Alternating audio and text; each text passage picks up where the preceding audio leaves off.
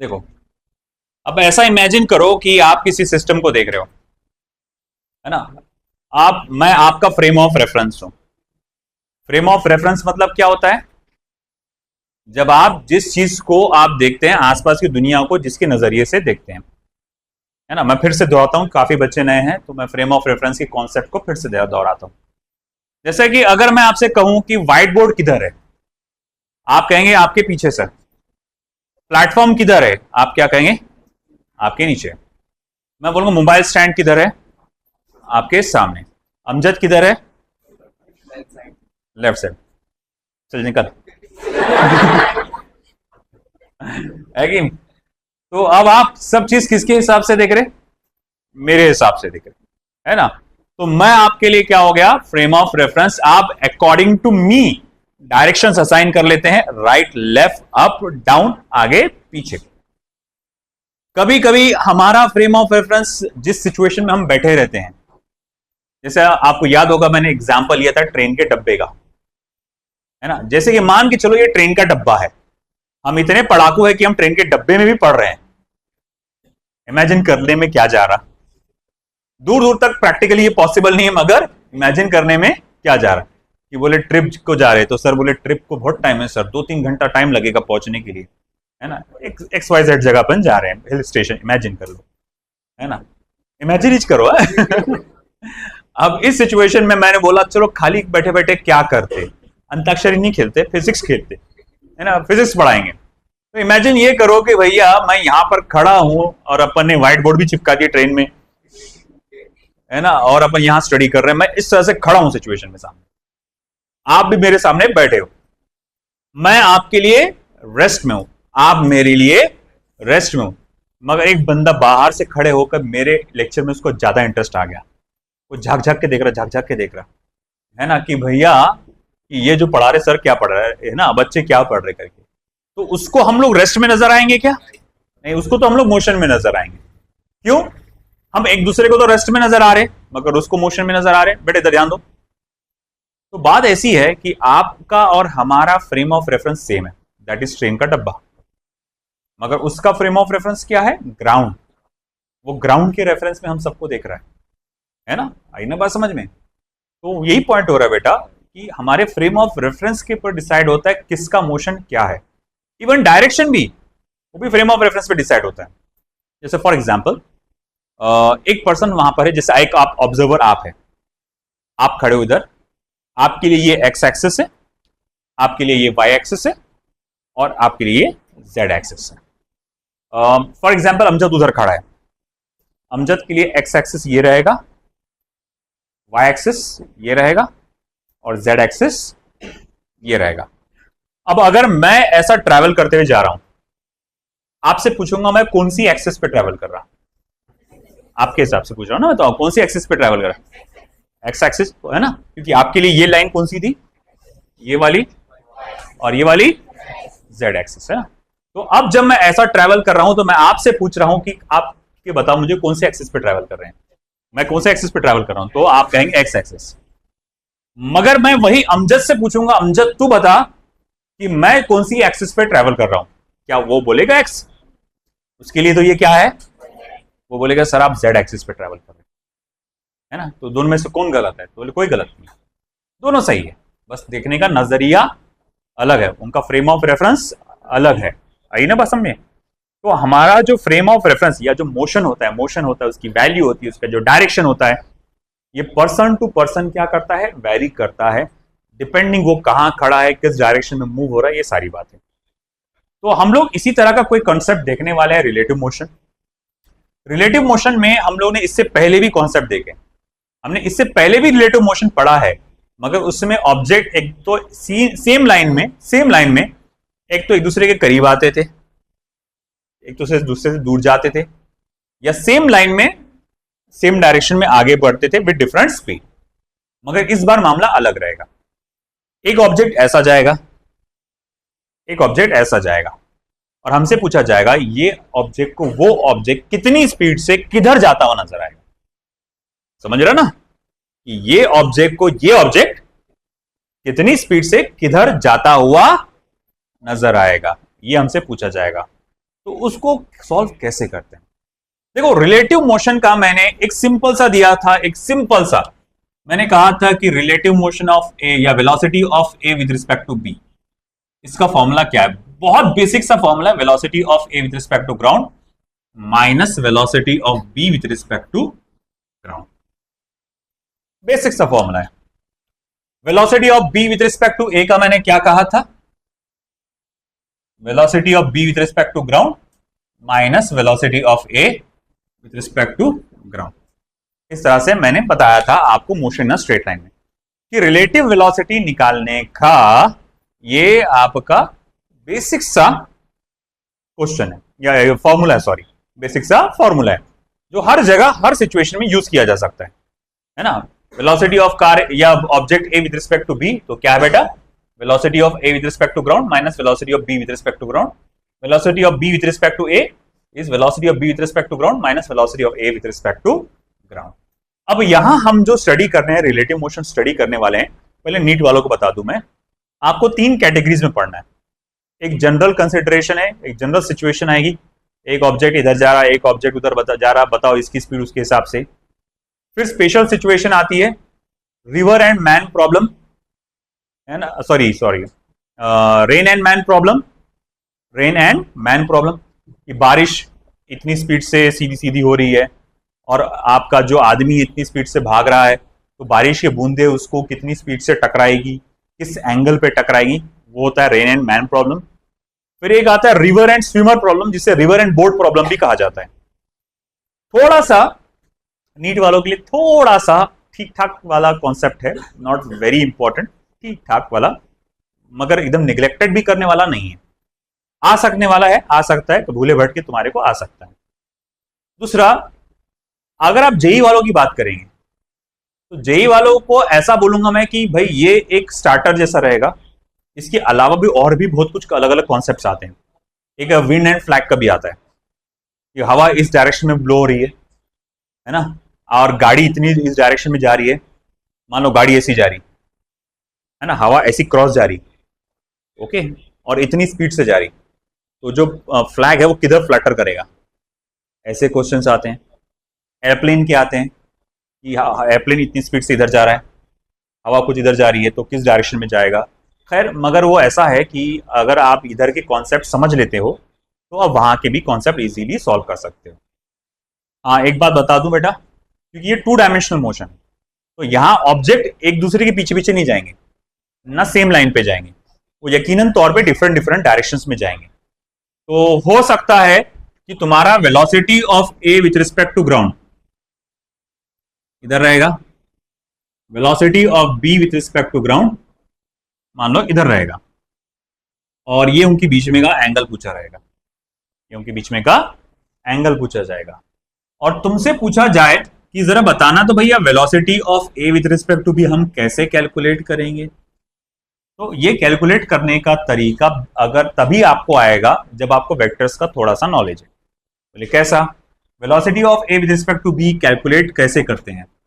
मैं बोलूंगा यार उसका तो फॉर्मूला ऐसा है, velocity of A with respect to ground minus velocity of B with respect to ground. फिर मैं आपसे पूछूंगा क्या मैं इसको ऐसा लिख सकता हूं, velocity of A with respect to ground plus minus of velocity of B with respect to ground, मतलब velocity of A with respect to B, velocity of A with respect to B, उसकी value कैसे लिख सकते हैं? Velocity of A with respect to ground plus minus of velocity of B with respect to ground.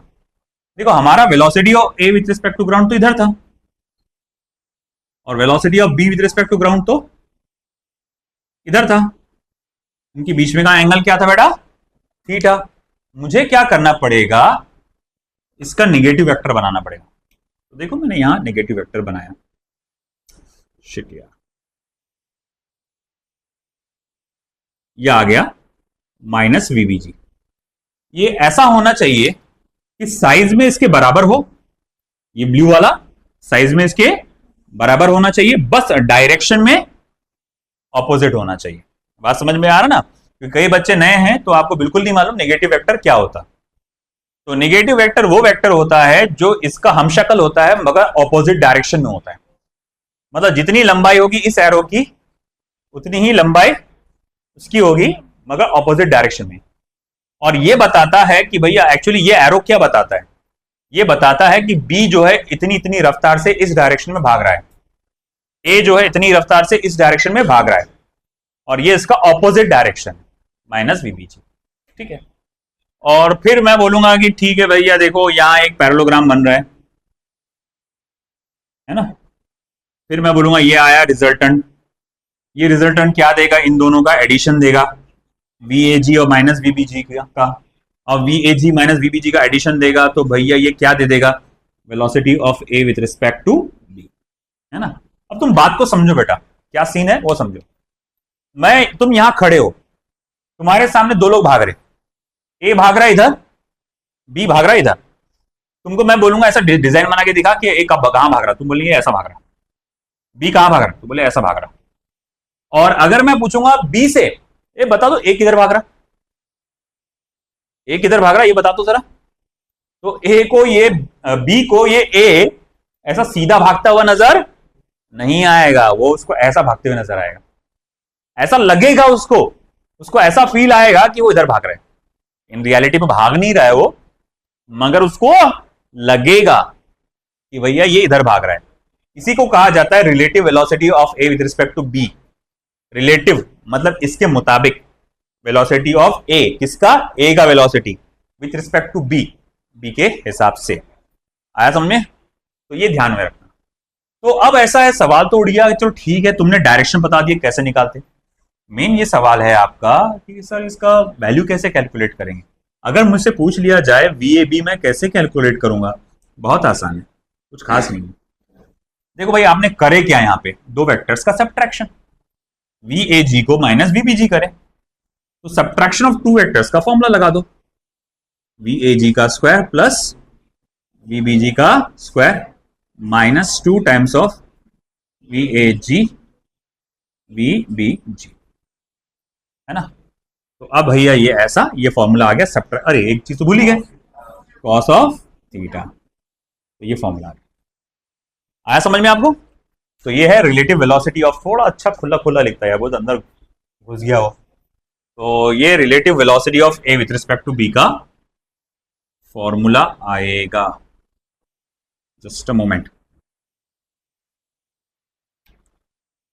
तो देखो भैया V A B is equals to V A G का square plus V B G का square minus 2 times of V A G V B G cos of theta.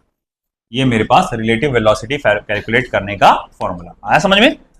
Similar to that अगर मुझसे पूछा जाता what is the velocity of B with respect to A, है ना, वो देख लेते अपन वो भी कि भाई मेरे पास ये है velocity of A, velocity of A with respect to ground, ये है velocity of B with respect to ground, ये है उनके बीच में का एंगल। और मुझसे पूछा गया है velocity of B with respect to A क्या आएगा, तो मैं बोलूंगा ठीक है भैया इसका वैल्यू ऐसा आएगा, vector V B G minus vector V A G, vector V B G minus vector V A G. ठीक है, मैं इसको ऐसा लिख सकता हूं, vector V B G plus of minus of vector V A G, हाँ या ना बोलिए, ऐसा लिख सकते हैं ना। मतलब velocity of vector B with respect to A it is nothing but the sum of velocity of B with respect to ground plus negative of velocity of A with respect to ground.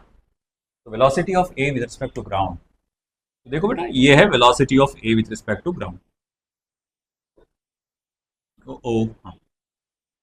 This is velocity of A with respect to ground. Okay बेटा, ये ए की velocity, ये B की velocity, ठीक है। अब इसका जो रिजल्टेंट आएगा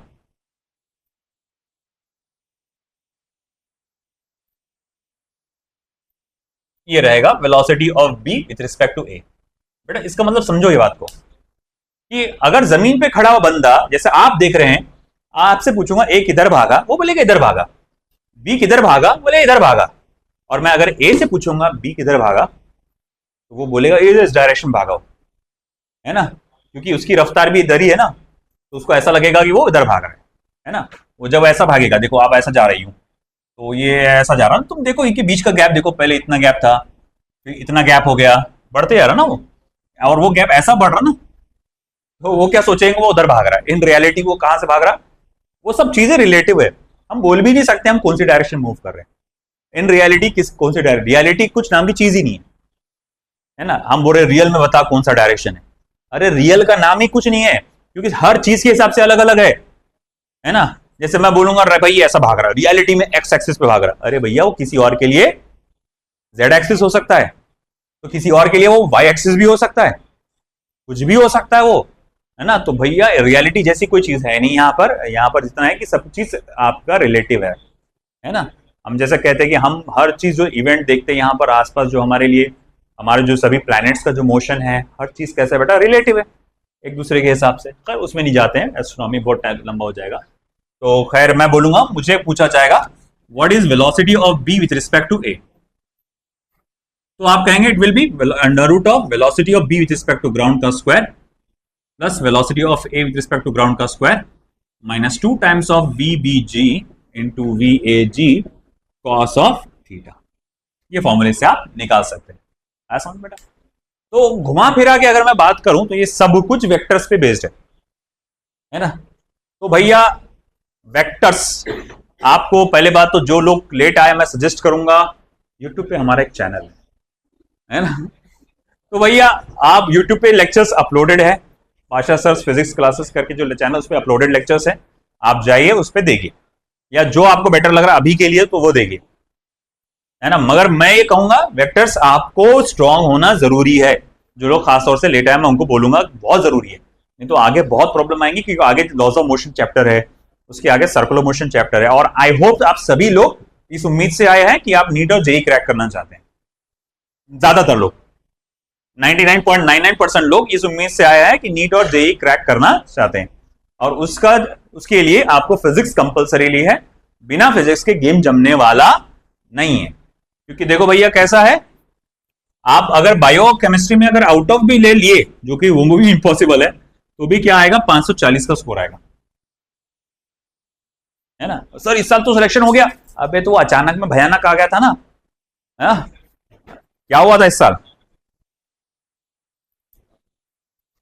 साल ऐसी सिचुएशन हो गई थी कि अचानक से लोगों को एक्सपेक्टेशन नहीं था, कोविड का बात का एरा चालू था, आसान आसान आसान आसान आसान आसान क्वेश्चन चल रहे थे, सभी लोग वही सोच के चल रहे थे, टीचर्स भी वही सोच के चल रहे थे, अल्ले बम। क्योंकि पिछले साल है ना एनटीए हम लोग ने, मैंने खुद भाई न्यूज में बाइट्स दिया ना बहुत सारे, तो मैं न्यूज चैनल्स पे मैंने बाइट्स दिया, उसमें बहुत बुराई किया, मैंने भी एनटीए वालों की बहुत बुराई किया, तो बोले ले, है ना, ऐसे सभी टीचर्स ने किए, तो एनटीए ने एक ही झटके में सबके साथ बदला लिया, स्टूडेंट प्लस टीचर, है ना, ये लोग बोले। तो भाई ठीक है, हम लोग सब लोग इजी वाले फेस में थे, एंड नीट बोले तो इजी चाहेगा, नीट बोले तो इजी चाहेगा, फिर उन्होंने ये दंगा दिया, पुराने जमाने के हिसाब से पहले दिया करते थे ऐसे क्वेश्चंस पेपर, मगर इस साल तो और भी ज्यादा लेवल दे दिया, अब तक का सबसे हिस्टोरिकली टफेस्ट पेपर था वो। तो हमको अब लोगों सबको आइडिया आ गया कि भाई जेई लेवल के क्वेश्चंस करना पड़ेगा, नहीं तो उसके बिना क्रैक होने नहीं वाला, है ना। जो पेपर आया था इस बार का, पेपर से याद आया, बड़े प्यारे प्यारे मार्क्स मिले यार आपको, क्या बेहतरीन मार्क्स है, हाईएस्ट 80 के ऊपर 80, आपको 80 86 कुछ हाईएस्ट है, 92 91, चलो 91, जो कि अराउंड 50% हो रहा है।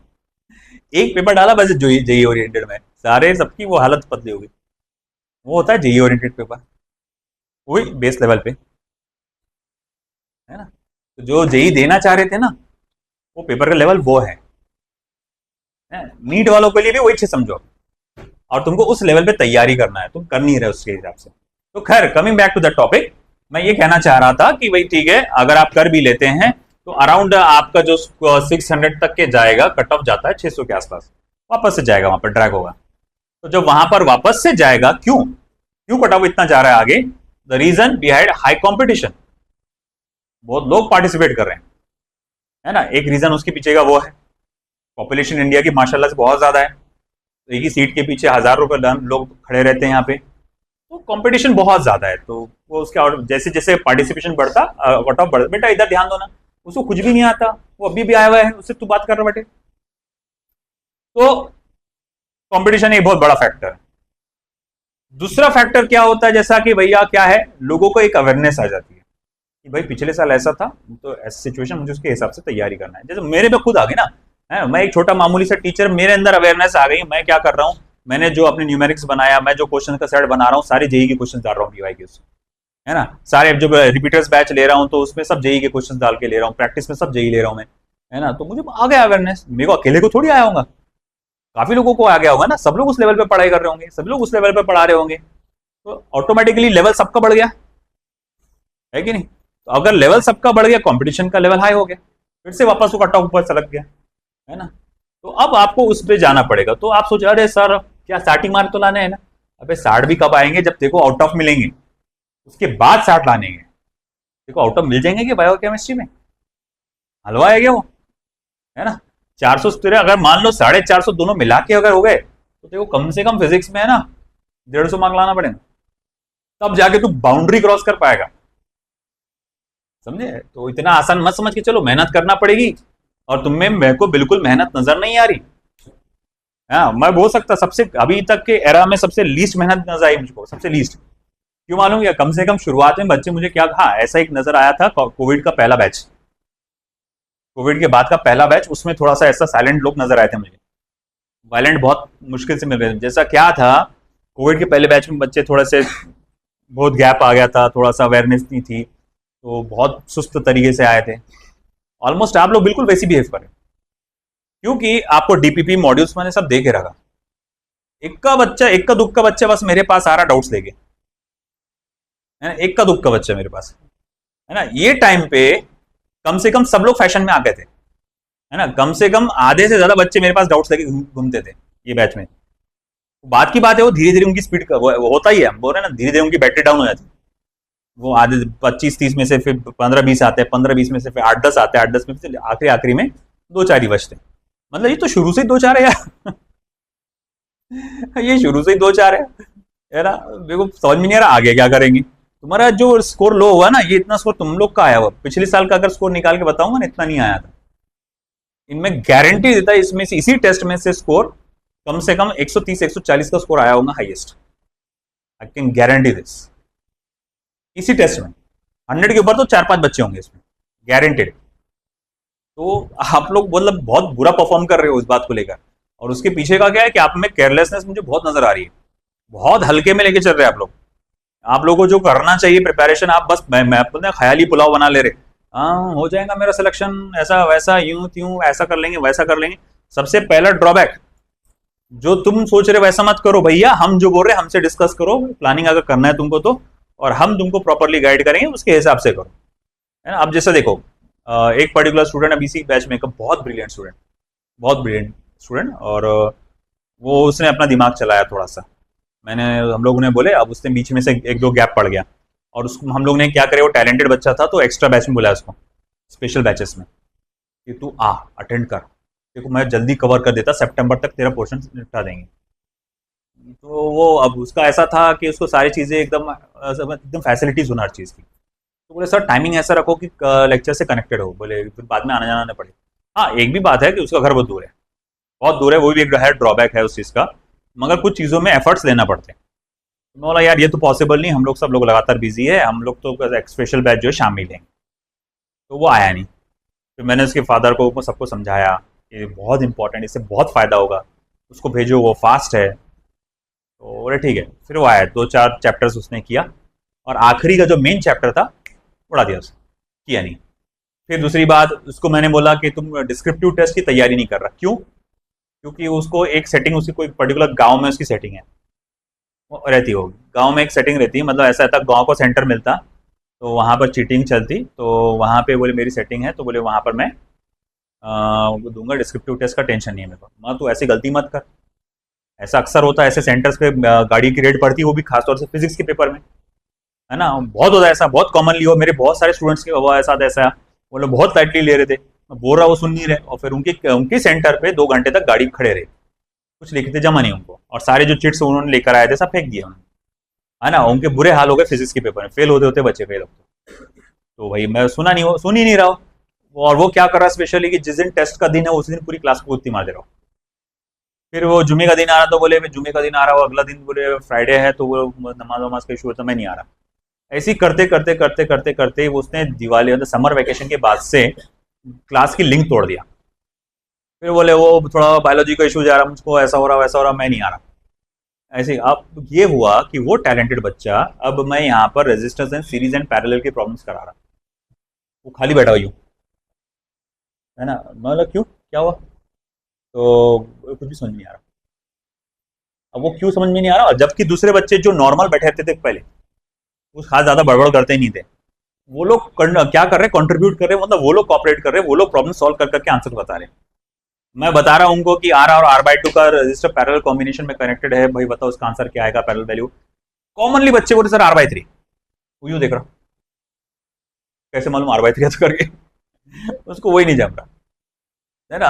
अभी आज फिर मैंने कल डांटा क्लास में सबके सामने, उसको डांटा, आज वो गायब हो गया, है ना। क्लास में सबके सामने डांटा, मतलब तुम जैसे, मतलब हर साल ऐसे बच्चे मिलते हैं हमको और टैलेंटेड रहते।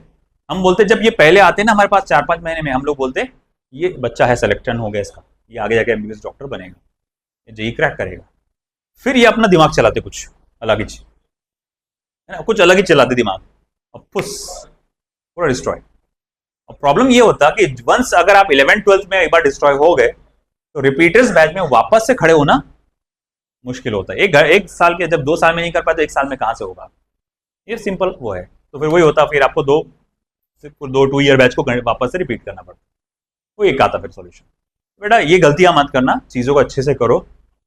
जो लोग लेट आएंगे खास तौर से मैं कहूंगा कि, और कई लोग लेट आए, मैं बोल रहा हूं कि भाई आप पुराने चीजों को कवर करो, किसी से पूछो, सिलेबस लो किसी से कितना बाकी है, सॉरी कितना हो चुका, क्या क्या टॉपिक्स हुए, क्या क्या चैप्टर्स हुए, ट्रिग्नोमेट्री में क्या क्या हुआ, क्या क्या पढ़ा है सर ने, सर दो हमारे को मटेरियल दो। ये तो स्कूल्स में सब लोग करते थे यार, पहले अच्छे टैलेंटेड बच्चे करते थे। मेरे को ताज्जुब हो रहा, मतलब आप लोग मतलब किसी से पूछते भी नहीं कि क्या हुआ कितना हुआ, कुछ भी नहीं पूछते आप लोग। पहले तो स्कूल्स में बहुत अच्छे बच्चे किया करते थे, एक भी दिन एब्सेंट रहा तो उसकी बुक लेते, उसकी बुक लेते। तो तुम तो मतलब पूरा का पूरा चैप्टर भी चले जा रहा, तुम लोग पूछते भी नहीं एक दूसरे से। तो एक दूसरे दोस्ती करो उस मामले में, और आपके नोट्स लेके कंप्लीट करो सब चीजें। और थोड़ा सा आप लोग क्या करो, लेक्चर्स देखो, मेरा नहीं किसी और का देखो, जिसका समझ में आ रहा अच्छा उसको देखो, मगर ये वेक्टर्स, डेरिवेटिव, इंटीग्रेशन, ये सब बेस को कंप्लीट करो, नहीं तो नहीं जमने वाला। ठीक है, तो देखो ये जो आपका फॉर्मूला बेस था, ये किस पर बेस था आपका, सब्ट्रैक्शन ऑफ टू वेक्टर्स। अब जिसने सब्ट्रैक्शन ऑफ टू वेक्टर्स देखा है उसको 1 मिनट में समझ में आ गया कि क्या सीन हुआ यहाँ पर। हाँ ये 2 वेक्टर थे, इसका सब्ट्रैक्शन किया अपन ने, और ये फॉर्मूला उसी का लगा हुआ है। तो जब वो बार बार प्रॉब्लम करेगा तो उसको इजीली आ जाएगा। जैसे चलो अब एक एग्जांपल लेते हैं अपन, जो इसी पर कॉन्सेप्ट पे बेस्ड है, देखो आपको जमता है क्या।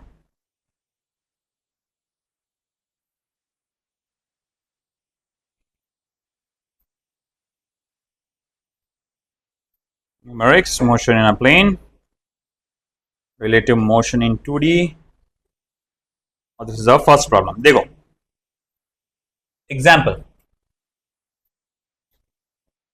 2 cars A and B are moving with speeds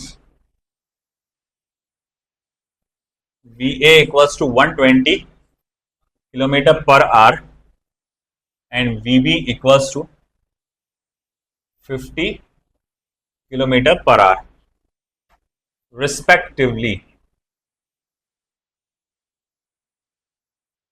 in the direction as indicated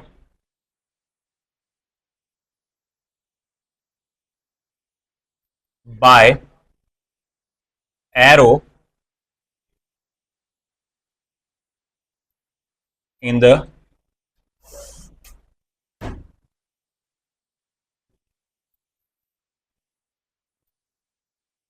figure below.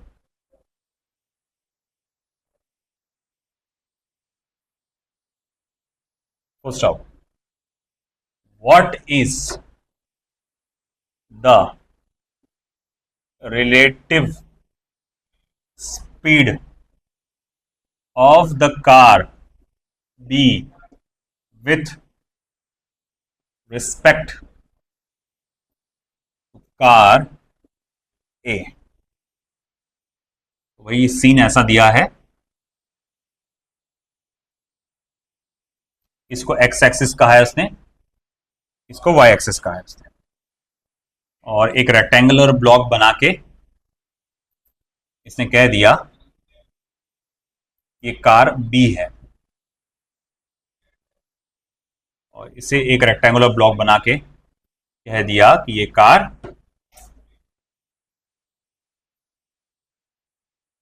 ए है। ये मूव हो रहा है इधर और ये मूव हो रहा है इधर, और इसने कहा है पता लगाओ what is the relative speed of the car B with respect to car A with respect to B, B with respect to A, B with respect to A. Very simple. देखो सॉल्यूशन कितना आसान है, ये देखो आप खुद ही देखो। Velocity of car B with respect to A, magnitude निकालना है मुझे, under root of velocity of car B with respect to ground plus velocity of car A with respect to ground का square minus 2 times of velocity of car B with respect to ground multiply by velocity of car A with respect to ground multiply by cos of उन दोनों के बीच में का angle. अब ये x axis पे travel कर रहा है, ये वाई एक्सिस पे ट्रेवल कर रहा है, तो बताओ दोनों के बीच का एंगल कितना हुआ, और कॉस ऑफ 90 0, तो ये 0 होगा तो ये पूरा 0 हो जाएगा, तो देखने की जरूरत ही नहीं है। ये याद रखना 90 वाले में ये पार्ट नहीं भी लिखे तो चलता, क्या को जबरदस्ती मेहनत कर रहे। ठीक है, अब आगे velocity of car B with respect to ground कितना है बेटा, 50 किलोमीटर्स, उसका स्क्वायर क्या हो जाएगा 2500। वेलोसिटी ऑफ कार ए कितना है बेटा 120, उसका क्या हो जाएगा 14400। अब इसमें तुमको नहीं लगता दोनों के पास 100 है, दोनों के मल्टीपल में 100 है, वो 100 बाहर निकल सकता है, वो 100 बाहर निकल गया तो क्या बचेगा 10 under root of 25 plus 144, 10 multiply by under root of 169, 10 multiply by 13, 130 kilometre per hour. आ गया आंसर। क्या था इसमें, कुछ खास बहुत बड़ी तोप था क्या, नहीं, ये फॉर्मूला मालूम होना चाहिए, थोड़ा बहुत इस नॉलेज होना चाहिए, है ना। इसमें कभी कभी डायरेक्शन पूछ लेता है, जैसे अगले प्रॉब्लम में पूछेगा, पहले कॉपी करो फिर अगला प्रॉब्लम देता हूं मैं, उसी की जगह दूसरा लिखूंगा मैं।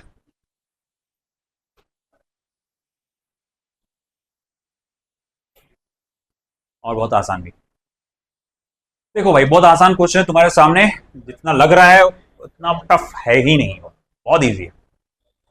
दो पार्टिकल है, कौन से डायरेक्शन में बढ़ रहे हैं, क्या वैल्यू होंगी इनकी वेलोसिटी की, क्लियर कट बताया हुआ है, थोड़ा सा इनडायरेक्ट वे में। जैसे आप पहला पार्ट पढ़िए, a particle is moving along the x axis, okay मान लिया पहला पार्टिकल कहां जा रहा है एक्स एक्सिस, उसका डायरेक्शन क्या है एक्स एक्सिस मतलब आई कैप, और उसका position with respect to time, ये क्या है सर, ये एक्स ऑफ टी, ये ब्रैकेट में टी, इसका मतलब होता है एक्स टी पे डिपेंडेंट है, यानी एक्स की इक्वेशन टी में रहेगी। ये तुम नहीं भी लिखे तो चलता है, इससे कोई फर्क नहीं पड़ता, आप direct X is equal to लिखे भी तो एक ही बात होती, ठीक है। X is equal to 10 plus 8t minus 3t square, तो मैं बोलूंगा अच्छा ठीक है भाई, पहले पार्टिकल का पोजीशन तो मिल गया, अगर मुझे पहले पार्टिकल का वेलोसिटी चाहिए, अगर पहले पार्टिकल का क्या चाहिए वेलोसिटी, तो मुझे क्या करना पड़ेगा उसके पोजीशन का, बोलो डेरिवेटिव, लो डेरिवेटिव उसका 0 प्लस 8 माइनस 60, अब क्या को स्क्वायर आएगा भैया, हो गया माइनस 60, है ना।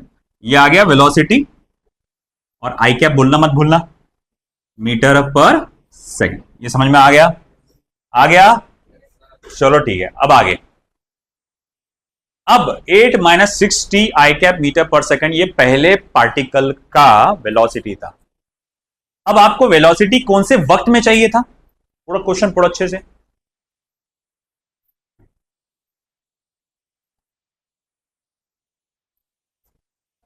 वन सेकेंड, तो टाइम की वैल्यू 1 सेकेंड डाल दो, तो at t equals to 1 second, vector v1 is equals to 8 minus 6 I cap metre पर सेकेंड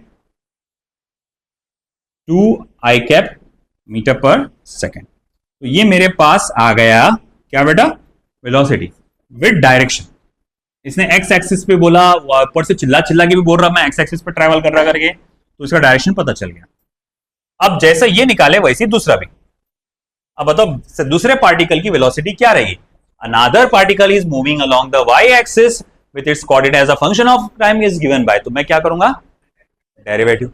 लो भाई डेरिवेटिव क्या आएगा, बोलो बोलो, 0 माइनस 24 टी स्क्वायर। सबकी आवाज नहीं निकल रही, अच्छा कई लोगों को तो डेरिवेटिव मालूम ही नहीं है ना। 0 माइनस 24 टी स्क्वायर, और कौन सा डायरेक्शन, वाई एक्सिस, तो इसीलिए क्या आएगा, जे कैप। अच्छा ठीक है, चलो मान लिया at T equals to 1 second, vector v2 is equals to minus 24, T की वैल्यू 1 डालेंगे तो 1 का स्क्वायर 1, 1 मल्टीप्लाई बाय 24 माइनस 24 इच, जे कैप मीटर पर सेकेंड। आया समझ में। Let this be equation number 2। आगे क्या बोला उसने, इसका क्या निकालना है, the speed of the second particle as the measured the frame of the first particle, यानी speed of second particle with respect to the first particle. Speed of second particle with respect to the first particle is how much, it will be speed of second particle minus speed of first particle, है ना। अच्छा इसका magnitude कैसे निकलेगा, under root of v2 का square plus v1 का square minus 2 v1 v2 cos of उनके बीच में का एंगल। बताओ उनके बीच का एंगल क्या होगा, 90। बोले सर आपको कैसे पता, क्योंकि एक एक्स एक्सिस पे ट्रेवल कर रहा है और एक वाई एक्सिस पे ट्रेवल कर रहा है। ठीक है, अब करो कैलकुलेशन। देखो v21 is equal to under root of v2 का स्क्वायर क्या बेटा, v2 कहां गया, v2 माइनस 24, जे क्या मैग्नीट्यूड देखो ना, उसका स्क्वायर क्या, 24 का स्क्वायर क्या होता, 576, 576 प्लस v1 का स्क्वायर क्या होता, 4, 2 है ना v1, नंबर देखो सिर्फ 2 4, और v21 कितना है, v21 कितना है,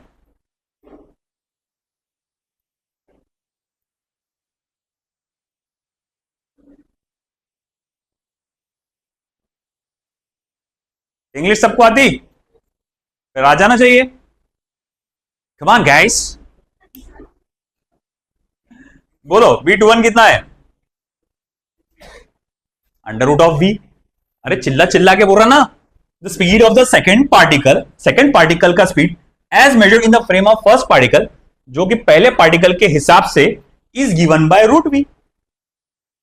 तुम अगर ये सेंटेंस भी पढ़ लेते, पूरा चैप्टर क्वेश्चन नहीं पढ़ते, तो तुमको पता चल जाता सेकेंड पार्टिकल का स्पीड पहले पार्टिकल के हिसाब से अंडर रूट ऑफ v है। तो v21 के जगह आप क्या लिख सकते हैं, अंडर रूट ऑफ v। अब बताओ क्या होगा, दोनों का स्क्वायर रूट है तो स्क्वायर हटा दो, 580 मीटर पर सेकेंड, और यही हमारा आंसर है, v निकालना था। JEE के दोनों में जेई के क्वेश्चन है, वो एक कोई तो भी क्वेश्चन पेपर में आया होगा, उसमें सेक्शन ए में था, ये सेक्शन बी में, ये ऑप्शन के साथ था, ये section B fill in the blanks वाला रहता है। 2019 का या 20 का कुछ पता नहीं एग्जैक्ट ईयर कौन सा है, नजदीक का ही होगा यार, तो ये आंसर रहेगा। लिखो क्या सोच रहे आप इतना लंबा चौड़ा उसके बारे में।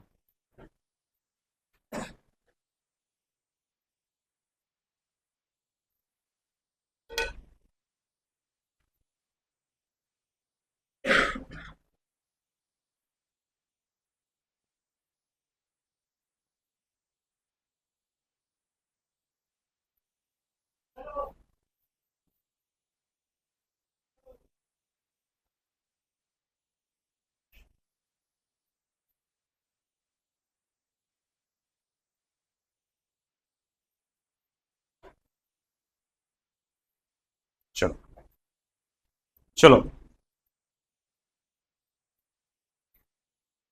एक क्वेश्चन आपको होमवर्क दे रहा हूं,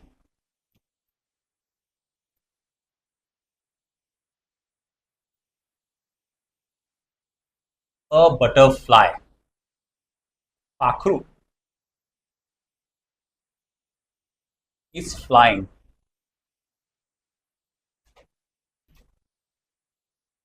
with a velocity 4 √2 per second north east direction. Full stop. Wind is slowly blowing at 1 meter per second from north to south. Full stop. The resultant displacement of the butterfly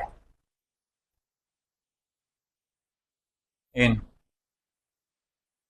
3 seconds is: first option 3 meter, second option 20 meters, third option 12 to 2 meters, and the last option 15 meters. ये आपके लिए homework, try करिएगा.